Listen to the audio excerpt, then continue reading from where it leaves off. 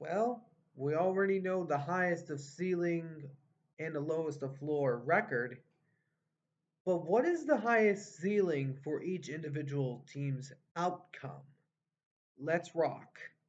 Be sure to like and subscribe on today's video and turn on the notification bell for day-to-day updates. For now, enjoy the video.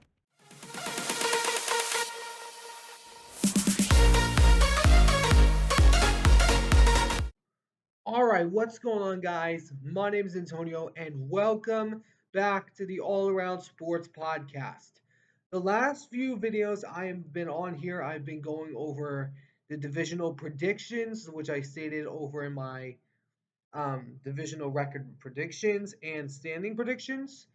So now today's video, I'm going to be going over every NFL team's highest ceiling outcome for 2024. Now, this could be like a Super Bowl, like Super Bowl appearance, Super Bowl win, playoff appearance, anywhere of any point for each individual NFL team, or could maybe be tanking for a top pick. So I'll be getting into that soon. But before we get started, I want to mention two things. First off, I am trying to aim for 375 subscribers. I am currently 51 subscribers away from hitting that margin. I'm currently sitting at 324 as I make this video. So remember, it's free. Be sure to like and subscribe. But anyways, and the second thing I wanted to mention was if we can hit 400 subscribers and every 100 we can get to before we hit 1,000, like example, if we continue to hit 400 and then 500 to 600, each time we hit 100 point, like 100 milestone, which is upcoming in the 400 subscribers category, the person that gets us to 400 subscribers shall receive a $25 gift card of their choice. Okay, each time we hit a specific 100, like 400 is the next one, and then 500 is the one after that. Each time we hit 100 points, when we go over the next 100, the person that gets us there will receive a $25 gift card of their choice. So be sure to like and subscribe. But for now, without further ado, let's get this video started. Now, to note, I'll be going over these in alphabetical order. So, first up is the Arizona Cardinals.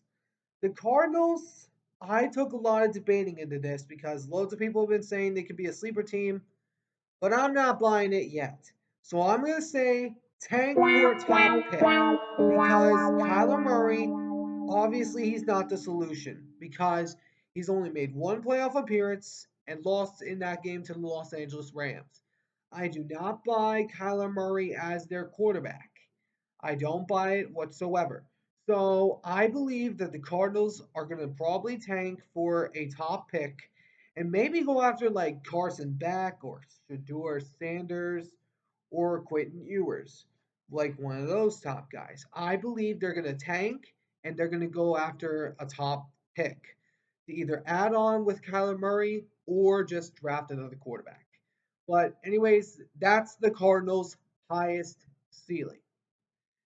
Next up, the Atlanta Falcons. The Falcons, this one I took into debate because lots of people have said lots of different things. I'm going to say the highest ceiling win the NFC South. Now, the NFC South, as we all know, is pretty much a wide open division. It is wide open and right there for the taking because the Atlanta Falcons are the favorite to win the division, although I ain't buying it yet because Tampa Bay is still there.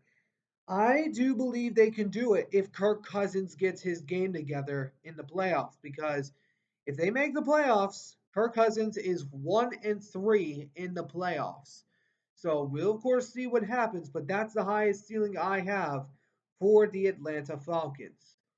Well, next up is the Baltimore Ravens. This specific category I have Super Bowl win. We all know this, that the Ravens are a Super Bowl team. They can go out there and win because Lamar Jackson, he is the leader of this team. He has been the main man. He has a load of weapons. Derrick Henry, Mark Andrews, Isaiah Likely, Rashad Bateman, Zay Flowers, and many new pieces to add on with their offense.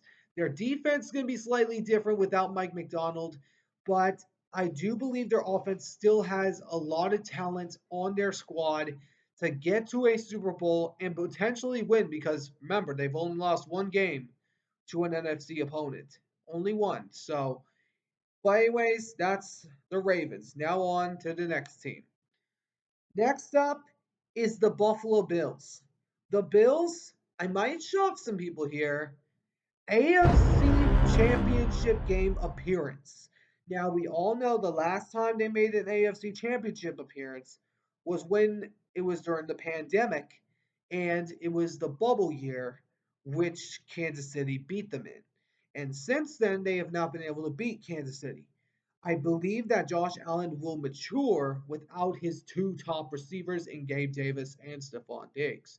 I do believe they're going to be one of those top teams, but we'll of course see what happens. But they still got talent. You still got Von Miller. You still got Dawson Knox. You still got Dalton Kincaid. You still got a lot of key weapons. And you brought in Keon Coleman, Marcus Valdez Scantling, and Chase Claypool. This offense is going to be far more better than it was. I mean, sure, it's not going to be as great, but it should be up in the realm of being a good team. So now let's move down to the next team. Next up is the Carolina Panthers.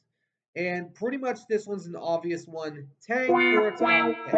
Because Carolina, the fact is they aren't right there with the NFC South at all. Bryce Young is still a young QB in the making. I do respect that they went after a multitude of weapons in Xavier Leggett, Jonathan Brooks, and also along with John Tavian Sanders. But you they still need a few new weapons. And even though they got Jadeveon Clowney, I don't think that they're going to be a top playoff team. I think they're going to probably tank for a top pick so that way they can go out there and maybe either get a new weapon for Bryce Young or go out there and try to get after a defensive rusher because their defense needs massive help after losing Frankie Louvu. But Carolina's top ceiling is tank for a high pick. Next up is the Chicago Bears. The Bears I have as fight for a wild card berth. Now, the Bears. This team is looking really good. They are pretty darn good. They have a lot of good weapons. You bring in DJ Moore, you still got him. You still got Cole Kmet, but you also bring in Roma Dunze, Garrett, Gerald Everett, Keenan Allen, and DeAndre Swift. This offense is scary. And if Caleb Williams can work his magic early during into his NFL career, this team could be a wild card team. But I'm not expecting them to win a playoff game, just a wild card berth. That's why I said berth, not win. But let's move on to the next team. Next up is the Cincinnati Bengals. Now, the highest ceiling for them is to win a Super Bowl because the Bengals, they are still one of the top threats to the Kansas City Chiefs. And even though that Joe Burrow got hurt halfway through the season, he's still going to come back because he is still the only quarterback that is remaining to beat Mahomes other than TB12, who is now an announcer in the NFL.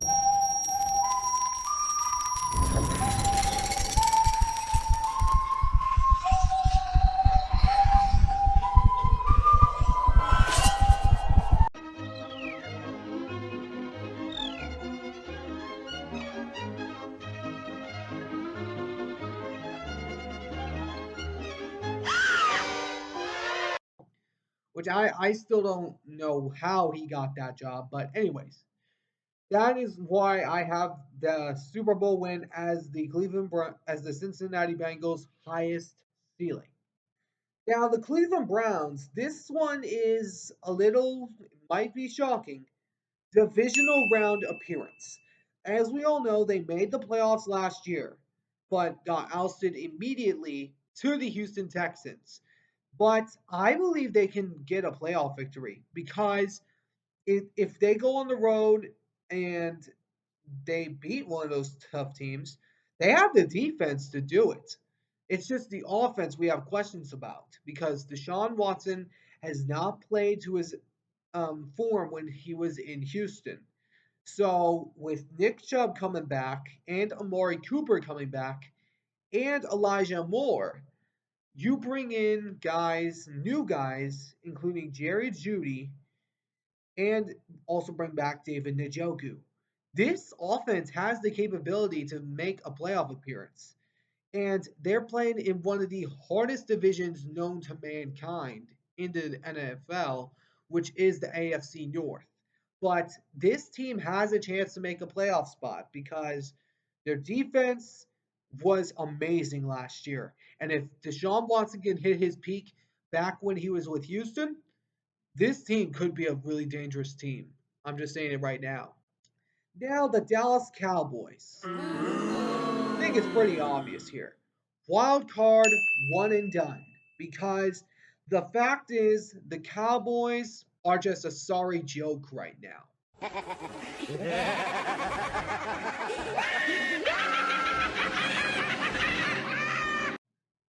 Why I say that is because the Cowboys lost a lot of key pieces, and they lost pretty much everything.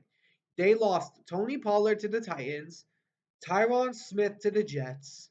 They lost Michael Gallup to the Raiders, and they lost a lot of other pieces, including Jonathan Hankins, Darren Armstrong, Vander Esch, Stephon Gilmore, and plenty of other pieces. They made more releases than they did signings, and they say they're all in.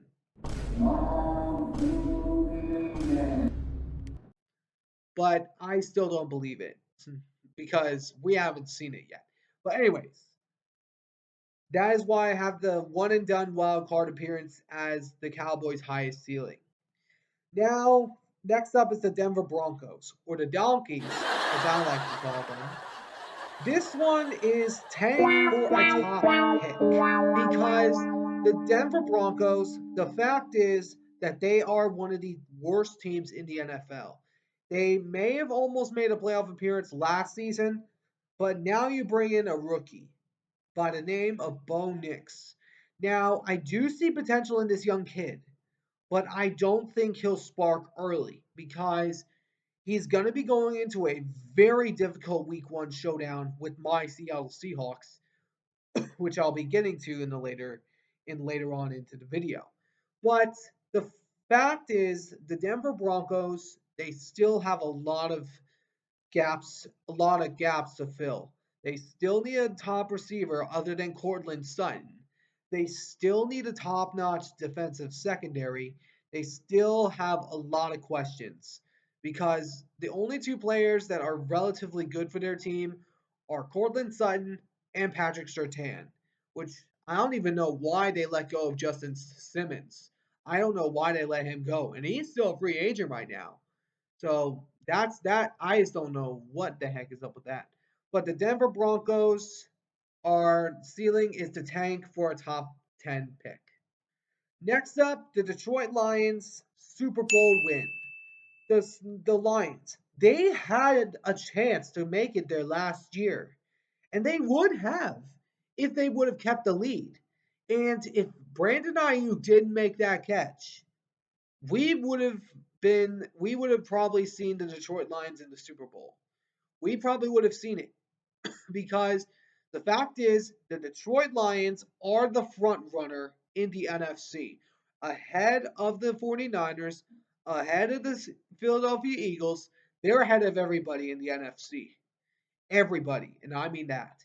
Because the fact is the Detroit Lions have beaten Kansas City that are the new New England Patriots which if you don't beat the Chiefs, I'm talking to you, especially Niners. I'm talking right directly to you. If you don't beat the Chiefs, which the Lions have done, you don't have a chance to win a Super Bowl. But if you beat them, then you might actually have a chance. But the Lions are stacked. They got Sam Laporta, they got Jameer Gibbs, they still got lots of pieces. And they brought in Terry Arnold and DJ Reader in for their defensive side, which I was even surprised on how the Bengals let go of DJ Reader in the first place.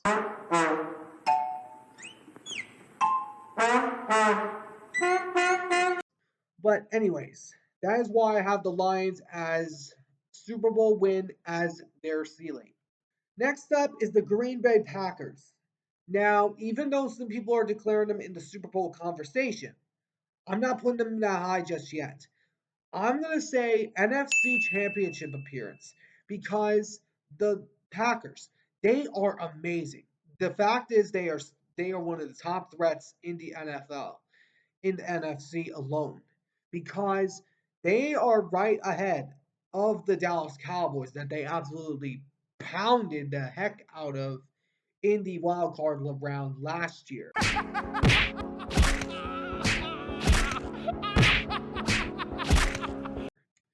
But the Cowboys, they're right now the sixth team in the NFL, right at, and the Packers are one of the teams that are ahead of them.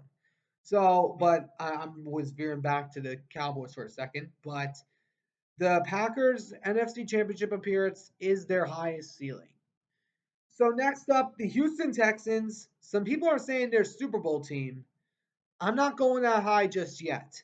I'm going to say AFC Championship appearance because we all know the Texans have not made an AFC Championship appearance yet. This could be the case this year, but we all know that this Texans team is stacked. And they're more all in than their in state rival, the Dallas Cowboys. We all know that. But the Texans, the truth be told, is they are one of the top threats to Kansas City. They have the offense to beat them, they have the defense to do it, they have potential. And if they can beat Kansas City in the late game of the season, watch out for this Texans team because they could very well win a Super Bowl if they do beat Kansas City. But I'm putting them at the AFC Championship appearance as of this moment in time. Now, the Indianapolis Colts. This one is pretty interesting. I'm going to say wild card berth because this Colts team I do see to be a sneaky team. I do see them sneaking into the wild card. I do see it because Anthony Richardson is a stud. He is a big weapon for their offense, and their defense is already stacked enough. And now you bring in Latia Latu to pair up with DeForest Buckner. This is going to be a dangerous defense. But we'll wait and see what happens. But I have them making a wild card appearance in the end for the Indianapolis Colts. Next up, the Jacksonville Jaguars. Now, we all know they haven't made past the divisional round in some time. So I'm going to say divisional round appearance because the Jaguars, they have the team to make the playoffs. And they would have made the playoffs if they didn't lose to Tennessee in that last week. But the Jags, they are stacked. They are stacked top to bottom. You now bring in Eric Armstead, which I was even surprised that the Niners let him go. And they also brought in the Darnell Savage, and you brought in Gabe Davis, and along with Brian Thomas Jr. in the draft. You still got Josh Hines Allen. You still got Evan Ingram. You still got Christian Kirk. You still got Travis Etienne and Trevor Lawrence that got paid all that cash. This team could likely make an AFC Championship appearance, but I'm not putting them that high just yet. I need to see it first in order to believe it. Next up is Kansas City. I believe this one's pretty obvious. Pull off the historical three-peat because the Chiefs, the fact is they have one of the best quarterbacks in the game today because Mahomes He is amazing. He is absolutely amazing. And I more like him than Tom Brady. I like him more than Tom Brady because I cannot stand Tom Brady. I could not stand him. But Mahomes, you still got Travis Kelsey. You still got Isaiah Pacheco. You bring in Xavier Worthy and Rasheed Rice, and we'll see what happens with him because he's struggling with some police issues right now. And then you also bring in Marquise Hollywood Brown. This offense could be scary. The Niners had a wide open chance to win the Super Bowl last year. And now that window's pretty much almost closed because the Chiefs, their offense just got stronger. And the Niners are going to have their hands full when they play the Kansas City Chiefs in week 7. I'm just going to say that right now. But the Chiefs' highest ceiling is the three-peat. Not a big surprise to anybody. Next up is the Raiders. Now, this one is interesting because they have a new team. Their quarterback room is somewhat good, but I'm going to say wild card because the Raiders, everyone's not pointing to this team as a good team. I am because they were ranked top in scoring defense for the first time in their history since 2002, the same year they made the Super Bowl but lost to the Tampa Bay Buccaneers in that historical blowout. None other, not as historical as the Seahawks versus Denver Super Bowl, by the way. Not as historical as that.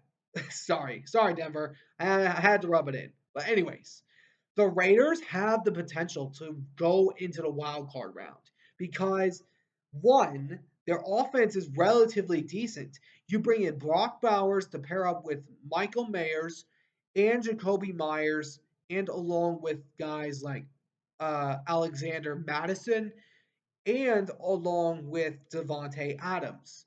Now, Gardner Minshew, this guy, I don't know why people are letting him are thinking he's a terrible quarterback. Many people forget this. He almost led the Colts to the playoffs last year. He almost led them to the playoffs. And I know people are looking at the Colts defense. I know that. But the Raiders, their defense is so strong. I mean, you already had Max Crosby to deal with. Now you have Christian Wilkins to deal with in this front defensive line. I am telling y'all right now, if this team can beat Kansas City, I'm not going to say they're going to win a Super Bowl, but they could make a playoff appearance and shock a lot of people. I'm just going to say that right now. Next up is the Los Angeles Chargers. I have them getting 9 wins because Jim Harbaugh is coming in as their head coach now. Excuse me. But anyways, Jim Harbaugh is coming in as their new head coach, and he is a legend. He is really good at his coaching job. He is relatively decent, and it'll be interesting to see that Harbaugh Bowl for the first time in 11 years. But Jim Harbaugh is a mastermind. He can brew up a good team in seconds, and he's already begun that by drafting Lad McConkey and along with Brendan Rice. This this team could be sneaky, and I could see them getting 9 wins and maybe sneak into the playoffs. But I can see them get 9 wins if they adapt early to Jim Harbaugh's culture. But that's the highest ceiling I have for the Chargers. Now for one of the Seahawks division rivals, the Los Angeles Rams. Now, loads of people are saying that the Rams are out of the playoff picture. I'm not. I'm going to say they're fighting for a wild card spot because the fact is the Rams are always, and I mean always, a thorn in people's sides, especially the Seahawks side. Because this the Rams, they, despite losing their great Hall of Famer Aaron Donald to retirement. And it's awesome. No, that 15-yard line. He's not happy about being escorted out of the stadium.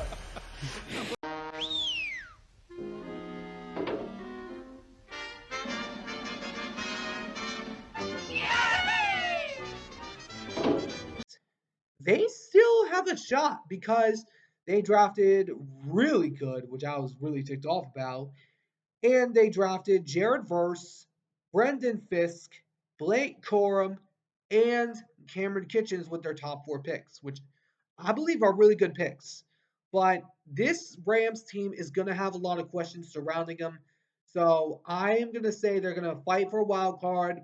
Maybe might just slimly miss, but we'll have to wait and see how the season turns out. Next up, Miami. I'm going to have to say make the wild card round and be one and done because the fact is, the Miami Dolphins, they cannot play outside of Miami. It's so cold out here. Why do I even play in this weather for crying out loud back in Miami?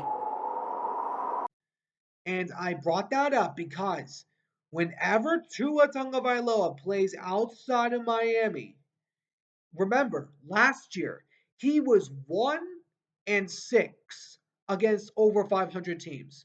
Let me repeat that: 1-6 against over 500 teams.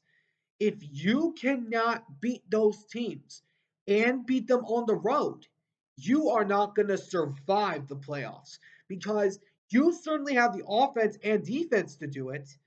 But the fact is, you still need to play in the elements. If you're going to win a Super Bowl, which one Miami fan said, I'm not going to bring up his name, it's another YouTuber, you cannot win a Super Bowl if you cannot play in the elements. You have to withstand the snow, rain, cold. You have to be able to withstand it, or else you're going to be one and done. Unless you get a home playoff game. If they get a home playoff game, I can see them going to the divisional round. But other than that, that is the highest ceiling I have for the Miami Dolphins. But next up, the Minnesota Vikings. People are not giving this team enough credit, in my opinion, because the fact is, I see them fighting for a wild card because the Vikings, so many people underestimate this team. Many people are, because let me explain something. When Aaron Jones was let go and I saw him move to Minnesota, I was like, what the But anyways, this Vikings team, you got Aaron Jones, TJ Hawkinson, Jordan Addison, Justin Jefferson on the offensive side for your weapons. And you have Kevin O'Connell, one of the best offensive minds in the NFL, right behind Kyle Shanahan. This guy, Kevin O'Connell, he is an offensive mind. And no matter what quarterback starts, I believe they'll be fighting for a playoff spot because they have the defense to do it. You brought in Jonathan Grenard and Dallas Turner. This is going to be a relatively good season for the Vikings, and I could see them fighting for a playoff spot. But we'll see what happens, but that's where I have the Vikings right now. Next up is the New England Patriots, from the greatest dynasty to the worst team in the NFL. I have them tanking for a top pick because the Patriots. The fact is they're just trash. They are straight up garbage now. And they just became absolutely trash and garbage because their offense is very weak because you bring in Jacoby Brissett and Drake May that are probably not going to do anything under a guy named Jared Mayo. Maybe question from the actual Mayo. I mean, like what? Because this guy did work under Bill Belichick. But now that we actually saw Tom Brady win outside of New England and when he won with Tampa Bay, it's pretty much safe to say that Bill Belichick let go of the golden boy that was winning you all those titles. And you let him go. And ever since, guess how many playoff appearances you have made? One. That's it. And now you're on a low trajectory after letting go of one of your greatest head coaches in your history that led you out of the abyss, or pretty much their quarterback led you out of the abyss, clearly. But this team is going to be tanking for a top pick. It is a simple fact. Next up is the New Orleans Saints. The Saints, this one is difficult for me because I can see them being a good team, but I'm going to say 7 to 8 wins because the Saints, despite them having a decently better team than last season, there's still a lot of questions surrounding this team. I just don't believe their offense is going to be better next year because it is Dennis Allen we're talking about here. And I just don't think that the Saints are going to be really good. And I don't think they're going to be really bad like the Patriots. But I believe this team could get to at least 7 to 8 wins at the very least. So that's why I have that as the Saints ceiling. Next up is the New York Football Giants. Now, this one I think is pretty obvious. Tank for a top pick because despite you getting Malik Neighbors, the fact is you still don't have a quarterback, which Daniel Jones, he's not their guy because even though their defense got slightly better with the addition of Brian Burns, I just don't think the Giants are right there up in especially with the Eagles or the Cowboys because the fact is the Giants are still in a rebuild. And especially after losing Saquon Barkley to their division rival, the Eagles, which I think a lot of people did not expect. But this is a fact. The Giants are just a literal swamp right now. But they're gonna grow out of the abyss sooner or later. But it's not right now. That's for dang sure. Next up is the New York Jets. Now, people are saying this team is a Super Bowl team. I ain't buying it. Sorry, but I ain't buying it because the Jets, they have been irrelevant for 14 years. 14 years, they have not made a playoff appearance, 8 straight losing seasons. Aaron Rodgers coming off an Achilles tear. I'm sorry, but I ain't buying the hype just yet. I mean, I'm sorry, but people are highlighting them as a Super Bowl contender. Let me remind you that of one thing. You're the Jets! You're the Jets! One of the most terrible, mediocre, irrelevant franchises in the NFL. The only reason that you're relevant is because you brought in a guy that is by the name of the bad man Aaron Rodgers. You don't you automatically just because you signed Aaron Rodgers doesn't mean you automatically jump into the Super Bowl contender spot in my eyes. Because Aaron Rodgers, the fact is he's getting older and older as his years go by, which is why I have them as a one and done wild card team because they're the Jets. They ain't the Cowboys. They ain't the Steelers, which I'll begin to in a little bit. They ain't the 49ers. They're not even the Patriots that are a sorry garbage team right now. The fact is they're the Jets. And just because you bring in a bad man doesn't mean you instantly become a contender. I'm sorry, but it is a fact. But anyways, that's why I have a wild card as a one and done for the New York Jets. Next up is the Eagles. This was a very difficult choice for me, but I'm going to say Super Bowl win because the fact is they're going to win the NFC East. That is a fact because they're right now better at drafting than the Cowboys right now. And another fact is that they're the most stacked team in the NFL. The only reason they had that slight down derailment was because of the coordinators. You now bring in Kellen Moore, and you also bring in a guy by the name of Vic Fangio, which I was surprised that Miami let go of him. But that's another topic for another day.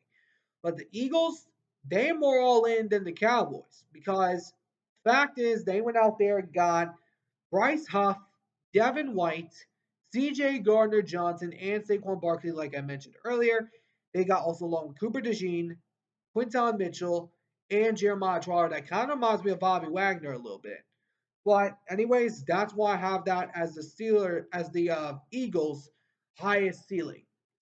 Next up, you got the Pittsburgh Steelers. Now, the fact is, this team ain't gonna get any higher than this because they have Russell Wilson and Justin Fields, two of the most mediocre quarterbacks in the NFL. And Arthur Smith's weakness in Atlanta is mediocre quarterbacks. It is a fact. I know people are pointing back to his years in Tennessee, but the fact is they are going to go 7 to 8 wins and have their first losing season under Mike Tomlin.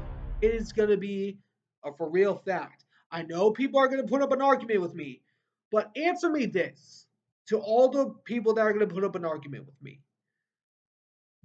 One, let me know of one team that is gone 7 and 10 that has a 17th ranked offense and 11 ranked defense.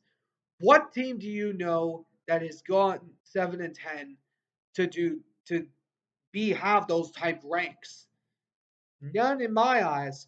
And also, Russell Wilson, how many playoff appearances has he made in the last 2 years? Zero. How many playoff appearances has Justin Fields made? Zero. And what was their offensive rank last year? 26th. And their defense is amazing. But the fact is, if TJ Watt goes down, this team is going to be very different. And the fact is that the Ravens, Bengals, and Browns are the three most difficult teams to play against in your division. And especially come that 8 game gauntlet, because that is going to be a smack in the face. But that's why I have that as the Steelers' ceiling for the season. Argue all you want, but it's a fact. Now, the 49ers. This one had me kind of debating a little bit. I'm going to say Super Bowl appearance. I'm not saying Super Bowl win because let me tell you why. The 49ers had one of the most stacked, most amazing, most greatest teams you could ever work with. And what was the end result of last season? They lost to a weak, sorry Kansas City offense. Huh? Oh, brother, this guy stinks! And the Niners, I'm not going to put them any higher than this because, for one, you had the most talented roster you could work with. What did you end up doing? Choking to the Chiefs again. And you've been in this position for how long now? 5 years. You've been in this position for that long, and you still have not brought it back. I mean this when I say it. If you don't win a Super Bowl, Kyle Shanahan is going to be gone soon. Sooner rather than later. Period. Because he is the best offensive coach in the NFL. He has been to 3 Super Bowls. He has had the first one he made was when he was an offense coordinator in Atlanta. Gave up the 28-3 lead against the Patriots. Then Super Bowl 54, lost to Kansas City by giving up 21 unanswered points in the fourth quarter. And then lastly, this past year, you didn't even know the overtime rules, the new ones that were put in place after the Bills lost, to the Chiefs in the divisional round a few years ago, prior to this. But you had the best opportunity you could have had. The Chiefs' offense was terrible. They were dropping passes left and right. And you had an opportunity to win. I was even pulling for you, and I'm a Seahawks fan. The fact is, if you cannot beat Kansas City, which you have not done, as I stated earlier when I was going over the Lions, if you can't beat the Chiefs, you ain't going to win a Super Bowl. And if you can't beat them in week 7 of the NFL regular season next year, you ain't going to win the Super Bowl. I'm sorry, Niner fans, but it is true. If you can't beat Kansas City, you don't have a chance because the the Niners, they are one of the many teams that have not even won against the Kansas City Chiefs.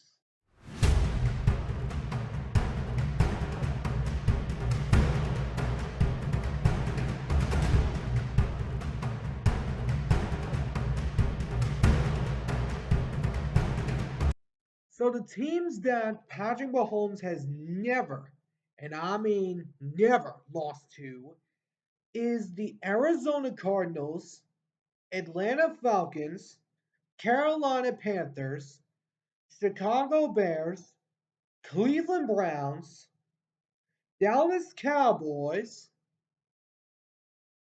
Jacksonville Jaguars, Miami Dolphins, Minnesota Vikings, New Orleans Saints, New York Giants, New York Jets, Pittsburgh Steelers, San Francisco 49ers, Tampa Bay Buccaneers, and Washington Commanders. That right there is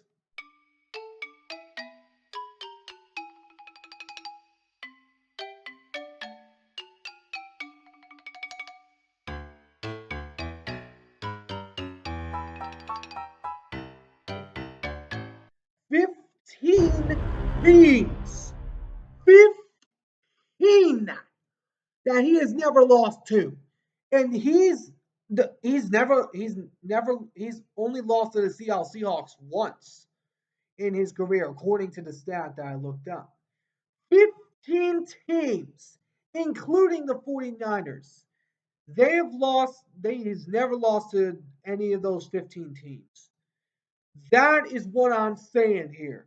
If you can't beat the Chiefs, you don't have a chance of winning a Super Bowl. That is a fact. But anyways, the Super Bowl appearance for the 49ers is what I have as their highest ceiling.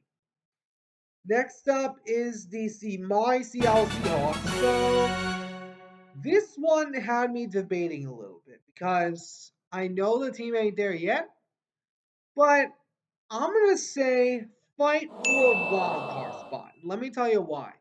The Seattle Seahawks' new head coach, Mike Macdonald, is one of the best defensive minded head coaches in the NFL today. Because the only reason he was hired was because of his beatdown that he gave him when he was with the Ravens on Christmas when he looked like the Grinch stealing Christmas. But this team has the 24th hardest schedule, which is also otherwise known as the 8th easiest. But the only teams that really stand much of a threat to the Seahawks is the Miami Dolphins, Buffalo Bills, Detroit Lions, Green Bay Packers, 49ers, Falcons, and Rams. That's it. None else. No one else. Because the Seahawks, I don't think I've said this, but I'm about to say it now. I believe the Seahawks can split the series with the 49ers. I believe they have the potential to at least split it. Not sweep them, but split it. Because the 49ers, they play against the first game they play against Seahawks, week 6 in Seattle. That is early. And the Seahawks, they got new coordinators, new play calling. Now I know the Seahawks have not beaten the Niners since Russell Wilson left. But I'm telling y'all, the Seahawks can at least split it. Because if you didn't notice, during last season, for those of you that do not know, when they met in week 12, the score of that game was 31-13. What was the next score of the next game?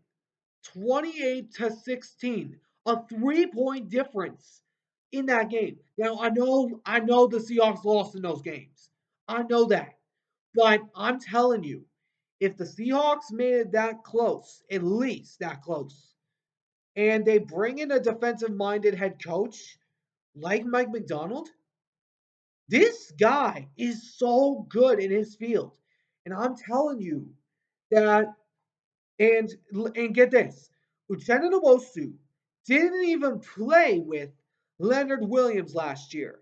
The whole reason Leonard Williams got traded was because of Uchenna Nwosu's injury. Can you imagine these two playing on the same field? Uchenna Nwosu and Leonard Williams, along with Byron Murphy. This team has a shot of a playoff berth. Now, I say this earlier. The Seahawks might have a chance to split the series, and I stick to that. I believe they can split the series, but that's why I have the Seahawks fighting for a wild card spot as their highest ceiling.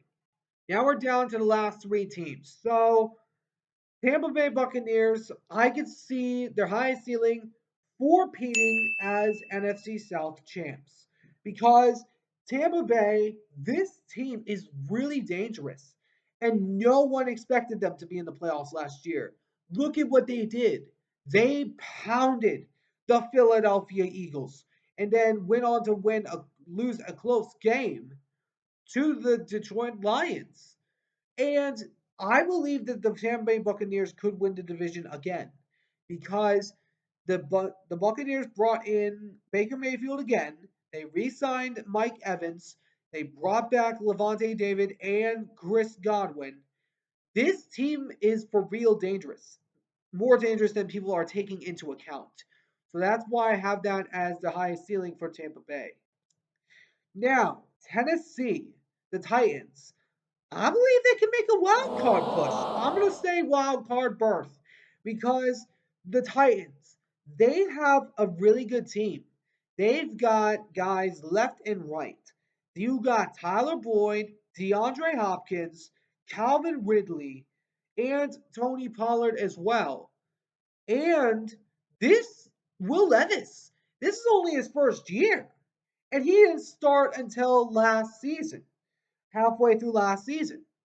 This is going to be his first full season as the starter.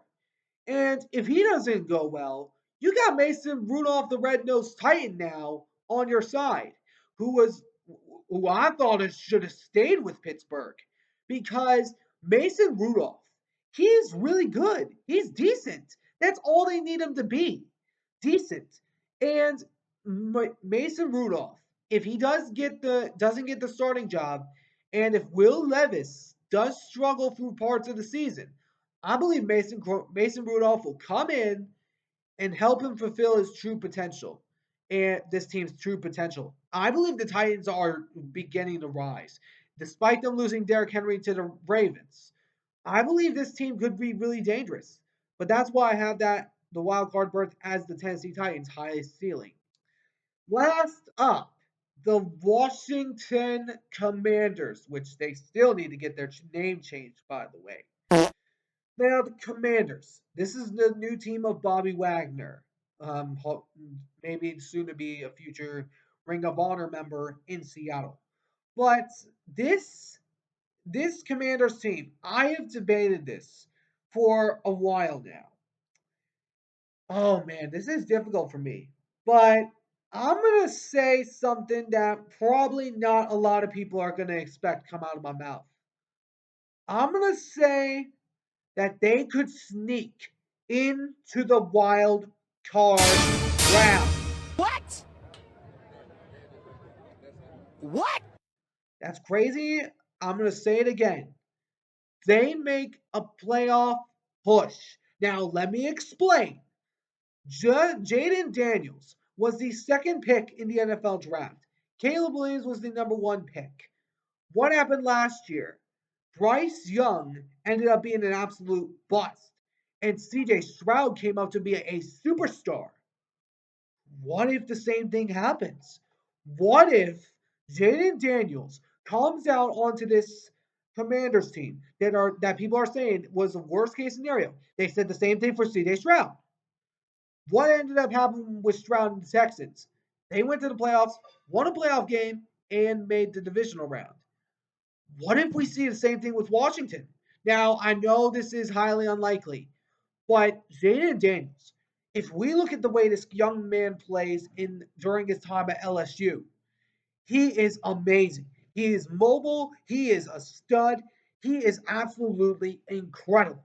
And you bring him along with great weapons like Austin Eckler and many pieces, including a defense with Darius Armstrong and Bobby. This team could be relatively sneaky. And I say this with full out honesty. I believe this team could be a playoff team.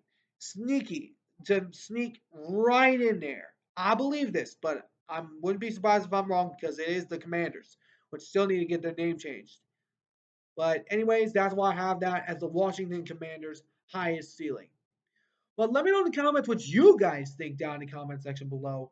What do you guys think is every team's highest ceiling in your favorite team's highest ceiling? So let me know down in the comment section below. But I hope you guys enjoyed this video. If you did, please make sure to smash that like button down below. Subscribe if you haven't already. I'll catch you all in the next one. Ciao for now.